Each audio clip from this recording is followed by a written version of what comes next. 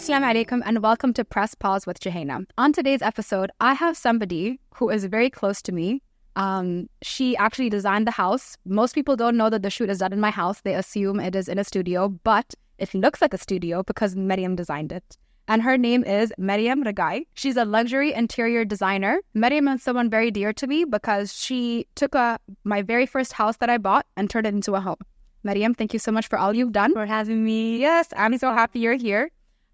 So for everybody to get to know you very quickly before we introduce you properly, we're going to do a rapid fire round. Okay, so when the 1 minute sound timer is done, that's it. And you just tell me the first thing to pop into your head when I say a certain word. Ready? Ready. Okay. And movie. La La Land. Car. Jeep Wrangler. Nice. Person. Jude, my daughter. Oh, mashallah. Yes. Guilty pleasure. Staying up very late sometimes to watch a series. I feel you. I'm the same. Hidden talent. Hidden talent. I could sing. Oh, but I don't practice too much. Oh, that's nice. I don't know if I still. I know you're a very artistic person, but I didn't know you could sing as well. Your dream job as a kid. Doctor. Phone application. TikTok. Breakfast. Salmon croissant. Very specific. Very specific. Bucket list item. A Jeep Wrangler. Jeep Wrangler. I don't know if that's an item, but they need to sponsor the show. Item. Superpower. Flying. I love it. That's 1 minute. How do you feel? Yeah, this is excited. I know this is the first time you're doing anything like this, so I want to thank you and I appreciate you taking the time to come on the show. It's really a pleasure. I've been super excited to come. Same here. So thank you for coming to join. And I'll just let you take a moment to introduce yourself to everyone. Yeah. My name is Mariam. I am Egyptian. I'm almost 30. I have a daughter. I'm married. I'm an interior designer. Mm-hmm. And yeah. So now if we were to remove the titles, yeah, how would you describe yourself? I describe myself as ambitious. I really don't know. I agree. I think you're very ambitious. It's very difficult to... Yeah, it's a tough question because we're so used to describing who we are based on the titles that we have that have been given to us by our education, by our roles with our family members. So yeah, but I agree. You are very ambitious. Like, I feel like you were so patient with me with this house because I gave full trust to you, and then I just kept having little meltdowns every time I'm going through something.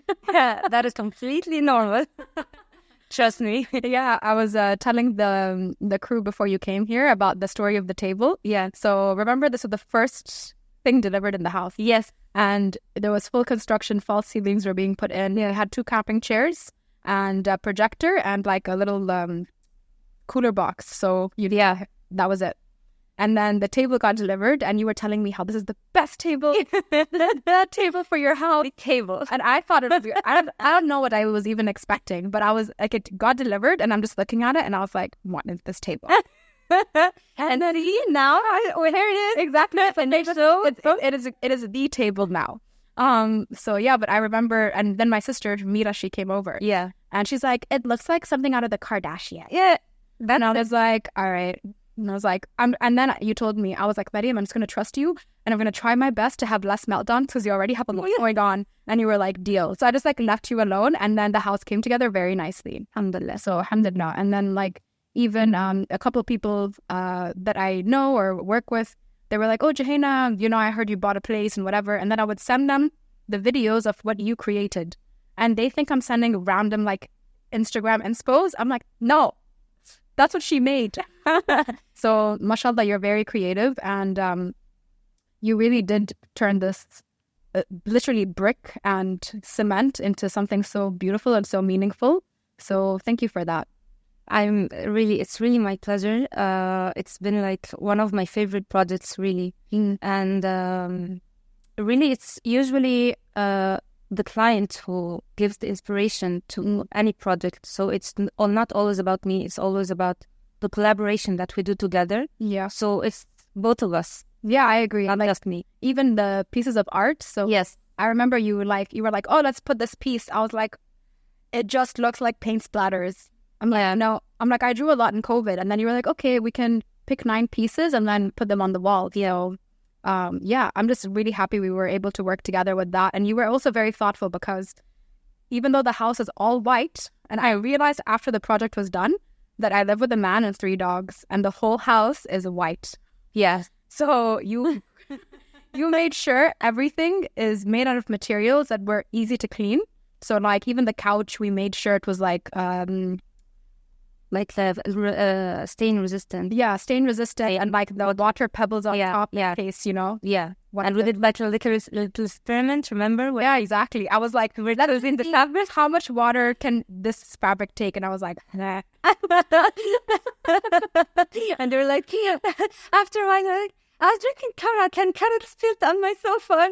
Oh my God. Yeah. Not carrot. Yeah. Like, water, not carrot. And I'm like, yeah, and I had a lot of saffron. It's not carrot proof. It's water. Yeah, exactly. And I was like, I should just test it with all the liquids. So even when it spilled, I remember I was like, it's fine. It'll bead on top. And then it went through and I was like, yeah, that kind of. So yeah, but like we came up with solutions. Even this table, super easy to clean, even though it's white. Like the amount of saffron and butter chicken that stained this table or could have stained this table. No, look at it. Alhamdulillah. Yeah, so it was worth it. It was worth it. So if we were to press pause on your present day, what does it look like? Hustling? Yeah.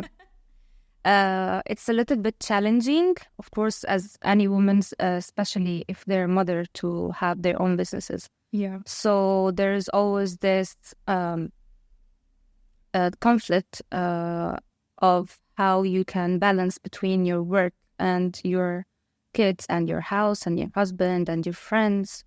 So it's been like this for some time, but I'm at a point now where I'm trying to grow, and this is what I'm focusing on right now. And at the same time, trying to keep this balance while growing.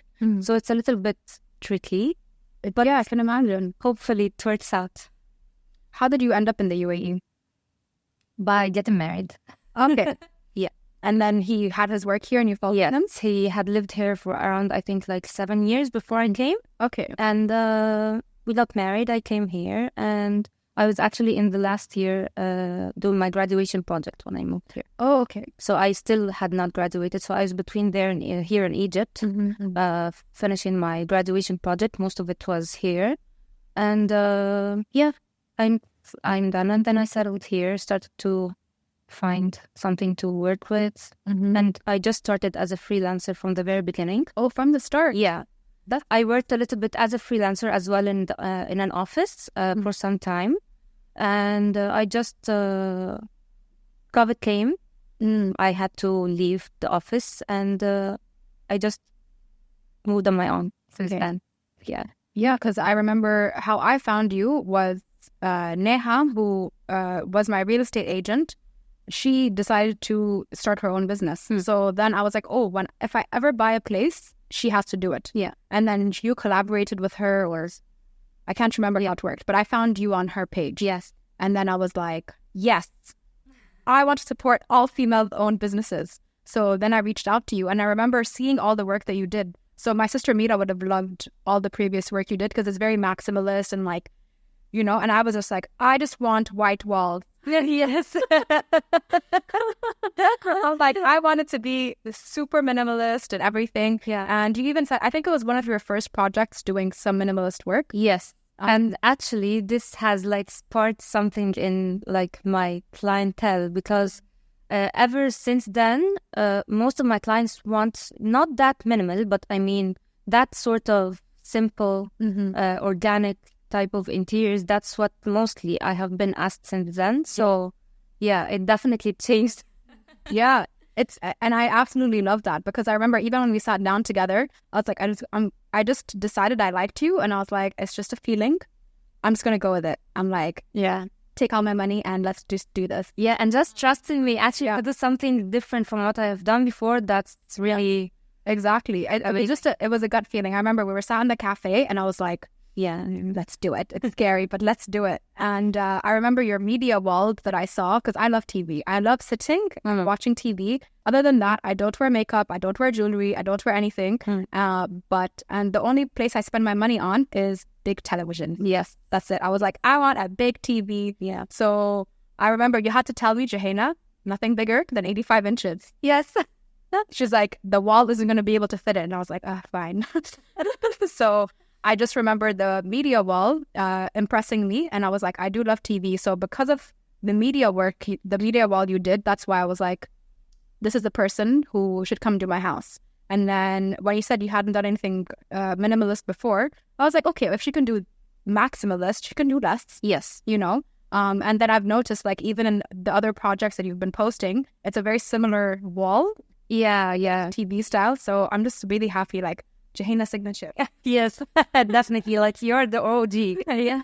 And it's like every time anybody comes over, like, even when you texted me about the lights, I'm like, I want no chandeliers. My sister Mira has a chandelier. Guests come and hit their head right at it because it's so low. And then for me, I'm like, nothing. Everything should be hidden. So we light up the media wall. So anyone comes over, they're like, Yeah. The lighting itself was at a whole different, yeah, exactly. Got it. So Yeah. You did so well with it. So anybody who, it's just hire Mariam. It's worth it. It's worth it. Like, truly, you, and I remember I was like recently married then, and we were moving house for the first time. I think if we didn't have you to do everything and handle the project and sort out the house, like, I don't know how long Andy and I would have lasted, because like, even with the move, it was really stressful. Yeah. And then to create our very first home together, to make it right, you know, you really helped with the strain and everything like that. So thank you for that. It's really my pleasure. Yeah, really. And I could tell how much you love doing what you do. So I'm just really happy for you that you were able to do that, and just keep posting on social media, because I kept reposting you, and then you got some more work out of that as well. And it was also another 𝐿-مهيري girl. So I was like, oh. Yes. I actually thought you were related. Yeah. No, I didn't even, like, I've followed her on social media for so long. Because I've always been inspired by her, but I never, like, and then that's how we started speaking properly, because I was like, oh my gosh, you hired Mariam? And she's like, yes. I'm like, she's so great. I'm like, I know this is going to sound crazy, but just let her do what she wants. And she's like, okay. That is every designer's dream. Yeah. Exactly. I love that. So tell me about, if we were to press rewind in your life, what does your childhood look like? Actually, it was a pretty normal, alhamdulillah, happy childhood. That's a blessing. Yeah. Originally, my relatives, my grandmothers, my grandfather were living in Cairo. This is where I'm originally from. But we've always lived in Alexandria. So we had this a little bit of a distant relationship with my relatives. But I've always lived with my parents and my little sister.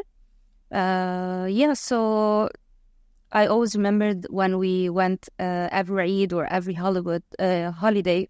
Hollywood. And I'm a designer. Yeah, no, I'm so it's like, time to look back for, like, this is what happened. Every holiday, we always used to go to Cairo, visit all our families and grandmother, grandfather, and that's nice. This is the most vivid memory for me in my childhood. Yeah. Oh, I love that. And what was it like to, make the decision to leave Cairo and then come to Dubai as well? Actually, it was my father's job. He, I don't know what we call it in English. He works in sea. Okay. So Alexandria is like a North Sea, like on the Mediterranean, and Cairo is not. So he had to move there. So his job, so we worked in sea.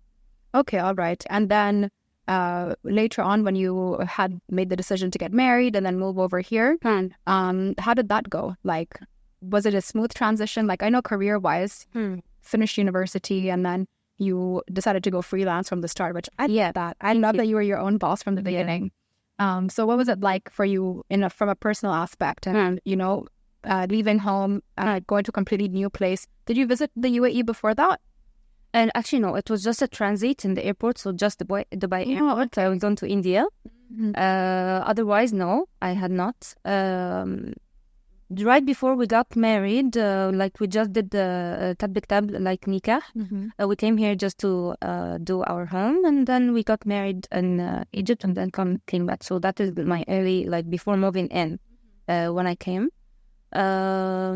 Moving here was actually really great. Of course, like the first year of marriage. I don't know if it's the same with if you're living in the same country or not, but definitely I felt lonely for some time because I don't know anyone except my husband. Okay. I still had no driving license. I still had no job, nothing. But what made it a little bit smooth, of course, I missed my parents and my sister so much. It was the longest time that I've ever been separate from them. But what made it a little bit easier for me is that I was still studying. I was still doing my graduation project. So I had like something to focus. Yeah, something to focus on. And I went there like for some time and then came back, you know. So it made it a little bit easier. But with time and starting to work, things got much easier. Making friends made it much easier. Working in that office made it easier. That's what guys. Yes, definitely. So, who's your best friend? Do you have a really close friend today? Actually, they change over time. Yes, especially with moving to Dubai. I mean, I definitely had best friends in Egypt. Yeah, especially my school friends and friends from scouting as well. They were super, super close. They still are. I still call them my best friends, but you know, it's definitely not when you live in the same country. And also, right now, my closest friend is 𝐟𝐨𝐫𝐿. She is my daughter's best friend's mom. So we just so that this is how we met. Yeah, so nice. Together in the nursery. So guys, go for it like that. Mother-daughter double date. Yes, definitely. We always like it's weekly thing. Oh, I love that. I love that you had that. And then. So it was work that brought you towards making friends, because I feel like in adulthood it's so difficult to make friends that are quality friends, and then you moved straight to Dubai. So Dubai is a melting pot. So many different people, nationalities, personalities. So even if you do but make a friend, there's no guarantee they're actually going to be here in the next year, or you know, if their contract finishes, or you know, with COVID, a lot of people came and left. So yeah, I feel you on that. Like even being raised here, people come and go, you know. And there was one episode with a guest that I had, and she said, friendships come like seasons, you know. Yes, exactly. Yeah, it was very well put. But yeah, I agree, and I feel you on the that feeling of loneliness. Like literally, even being raised here, when I had a shift in career when I was 19, I felt a huge shift. I was surrounded by people, but I was 19, living in a new emirate. I know it's nothing compared to living in a completely different continent. Yeah.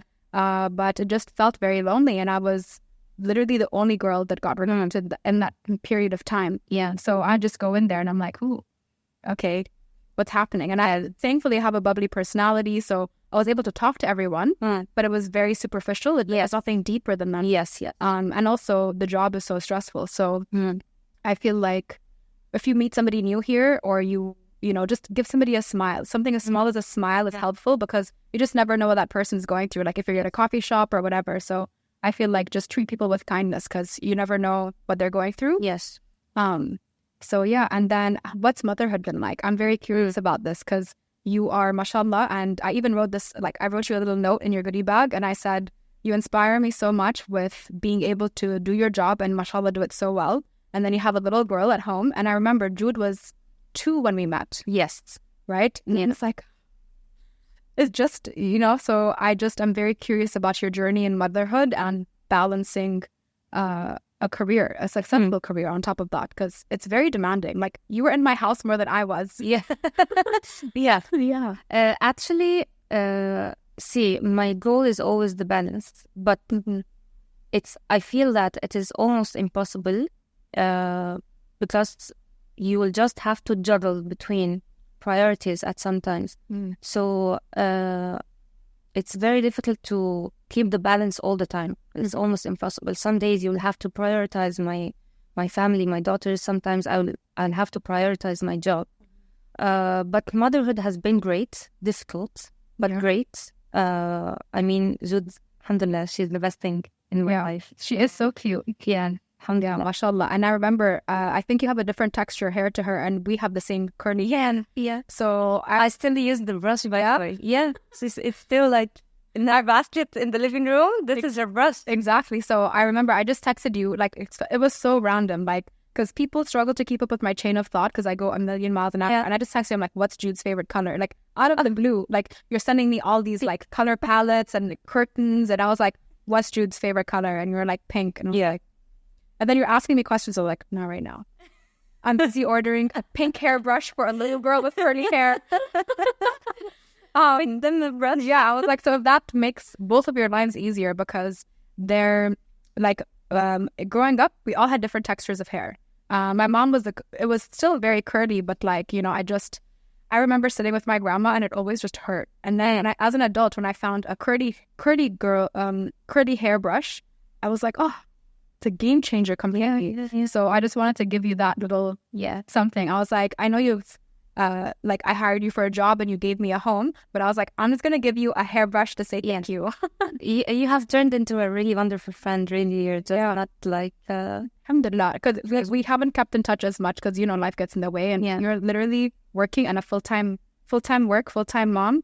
But if I can spare you a few minutes with your daughter's hair, yes, that's all I wanted to do, because it's a ritual. Like, you're with us like literally every day. Like, and I was even telling Andy, I'm like, in the future, if we do choose to have children, they're going to be mixed. I'm like, you're going to have to learn how to brush curly hair. Yeah, because like 90%. Yeah, I was like, you need training. Like, that's all they're going to do. Like, your training is going to be diaper training and learning how to brush curly hair. Yeah. And then the kid will come out with straight hair with my luck. Yeah. At least he's ready. Yeah, exactly. He'll definitely be ready for that. So yeah, and then how's everything going, like, business-wise? So how many years have you been in the business, and what do you see as like the pros and the cons? So I've been in business like in around 5 years now, maybe. Yeah, like 2019, right after I graduated, I started working, and it's doing great. Alhamdulillah, I am growing. I'm in a part where I feel like it's very difficult to do everything alone right now. So I started thinking about hiring people. Okay. Maybe as part-time for now. But yeah, alhamdulillah, I feel like I'm doing well. Yeah. Yeah. What would you hire people for in the roles that you envision to build your business? Actually, right now, I have some designers as well, or architects who work with me mostly in the soft work. I mean, soft like computer work. Okay. You know, as drawings, 3D renders, these stuff mainly. And I am thinking about that I really need help in project management. Oh yeah, is that the part where I have all the stuff delivered and everything? Yeah. Like everything, like managing everything in execution from A to Z. Oh, okay. This is really where I find myself that no, I really need help, because I don't have time to design anymore. Mm-hmm. So I am really considering of maybe getting some help. Okay. Well, anyone tuning in who thinks that they'd be a good fit and would have a great boss, send your CVs.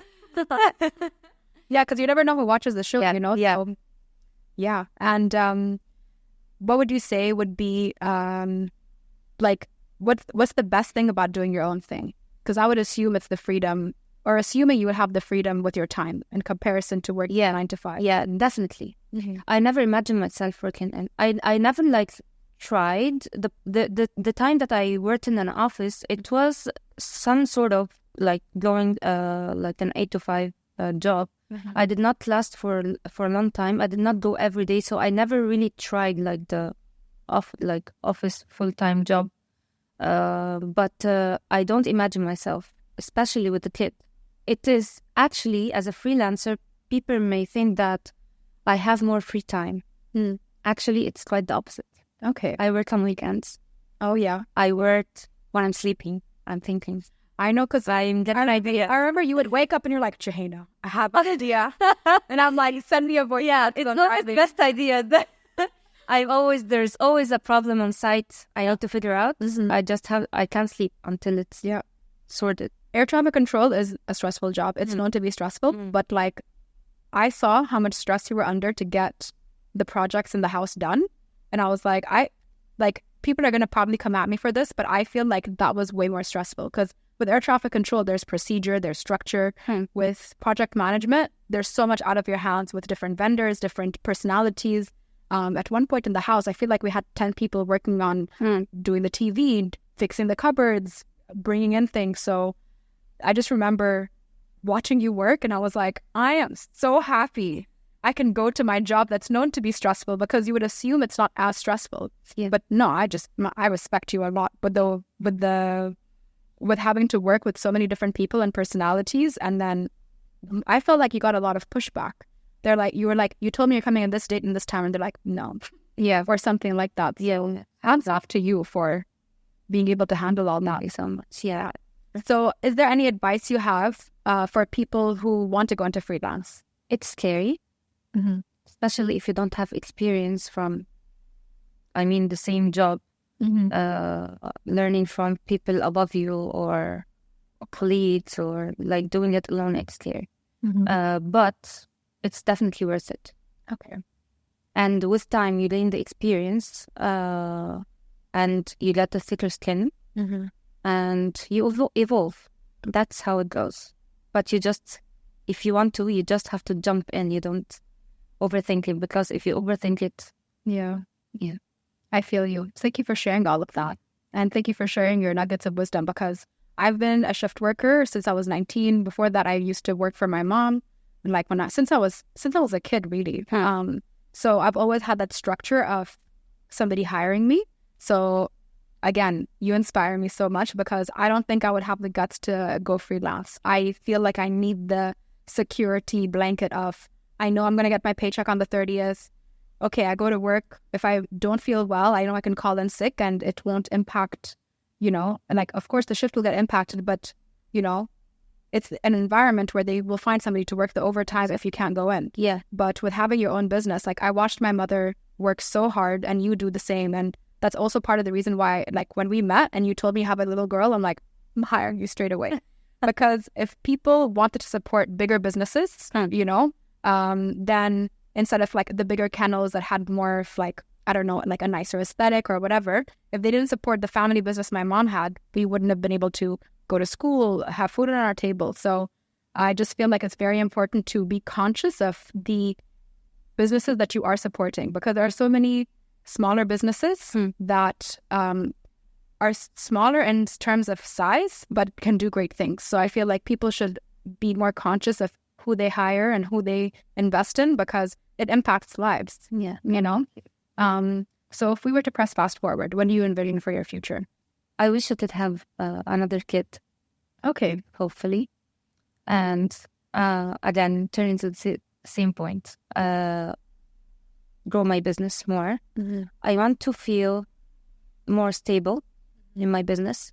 Because right now, you know how it is with freelance, especially, it's coming and going in seasons. I want to feel more stable, more like I have a system. I have a flow of how everything moves on. Inshallah, you get all of that and above. Inshallah, you get all of the above and more.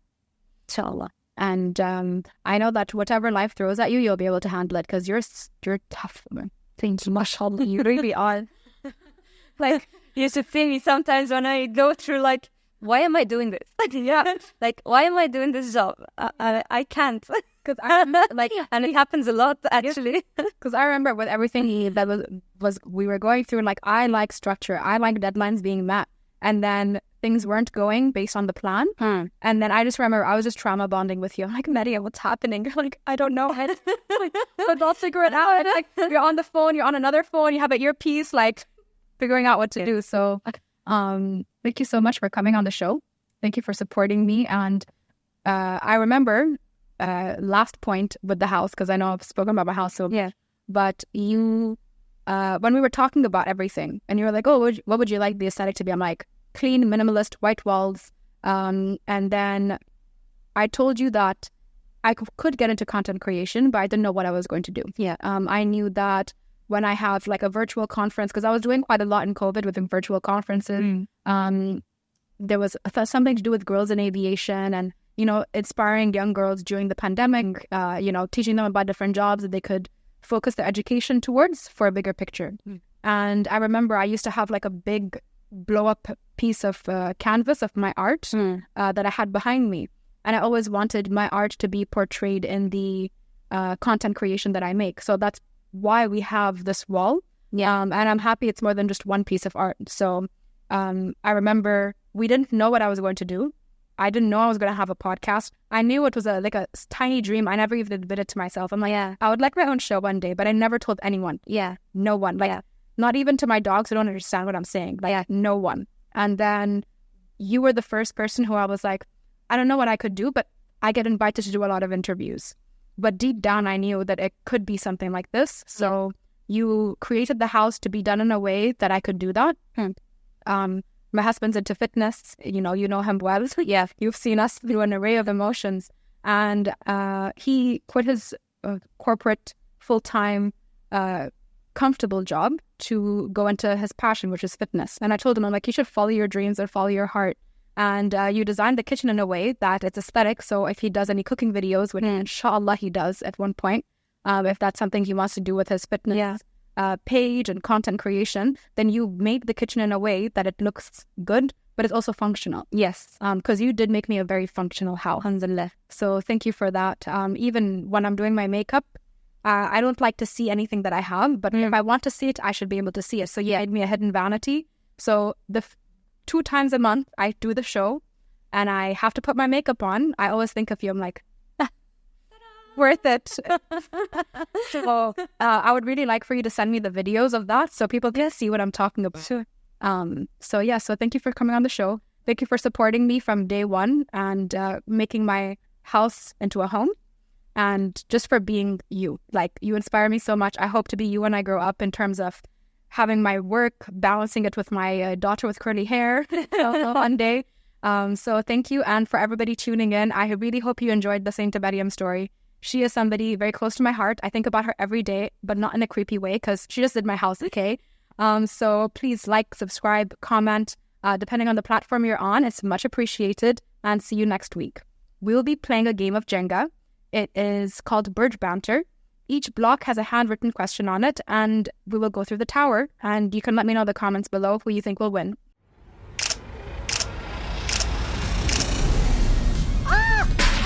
Jinxed it. Starting to let people help me. I wasn't very religious. Help yourself so God can help you. And then even the other Emirati girls, and I do feel like a lot of people feel they need to suppress their emotions. Am I in line? What is something you noticed but didn't pay attention to in the beginning and had to learn the hard way later on? If my mom doesn't like someone, they're probably not that good for me. 13, 14, 15, 16, 17, 18, 19, 20, 21, 22. How do you handle periods of uncertainty? Internalized screaming. God!